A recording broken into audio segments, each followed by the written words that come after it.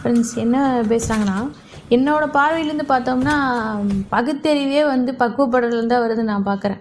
இப்போது நம்ம ஒரு விஷயத்தில் வந்து நல்லா பட்டு அடி 10 வாட்டி வாங்கணும்னு வச்சுக்கோங்களேன். இப்போ ஒன்றும் இல்லை, ஒரு தடவை ஃபஸ்ட்டு வாட்டி அடி வாங்கும் போதும் ஒரு 10 தடவை வாங்கி கை நல்லா தேய்ச்சதுக்கப்புறமா அந்த செவந்து போன கையே மாறிடும். செவந்து போனது அப்படியே மறுத்து போயிடும்னு சொல்கிற மாதிரி நமக்கு பழகி போயிடும். நம்ம ஸ்கூல்லலாம் அடி வாங்கின மாதிரின்னு வச்சுக்கோங்க, சரியா? அதனால் நீங்கள் எல்லாத்துலேயும் வந்து எல்லா சப்ஜெக்ட்லையும் வந்து படிக்கலையே அப்படியே கேட்டுறாதீங்க. மேக்ஸுக்கு மட்டும் எனக்கு வராது, அதனால் நான் அடி வாங்கியிருக்கேன். அதெல்லாம் அடிச்சு பிடிச்சி பாஸ் ஆகிடுச்சு.